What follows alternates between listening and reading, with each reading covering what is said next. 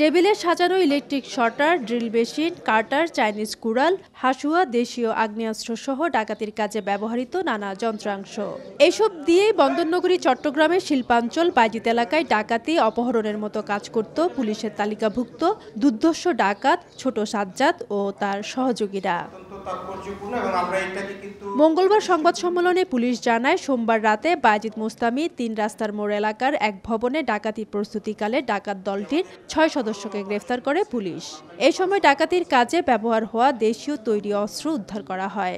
আসিফ নামক যে ডাকাত রয়েছে, এরা ছিল তাদের সর্দার। তারা আমাদের উক্ত এলাকায় তার নেতৃত্বেই ডাকাতির জন্য প্রস্তুতি নিচ্ছিল।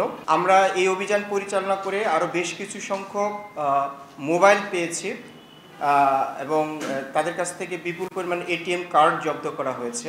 দুর্ধর্ষ ডাকাত দলের সদস্যদের গ্রেফতার করা হলেও মূল হোতা ছোট সাজ্জাদকে কয়েক দফা অভিযান চালিয়েও ধরা সম্ভব হয়নি। অতি সম্প্রতি আমরা তাকে প্রায় গ্রেফতার করে ফেলেছিলাম, কিন্তু পুলিশের উপস্থিতি টের পেয়ে সে আমাদের পুলিশের উপর আক্রমণ করেছিল অস্ত্র নিয়ে।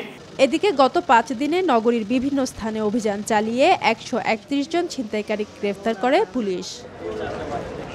ফেরদৌস লিপি, সময় সংবাদ, চট্টগ্রাম।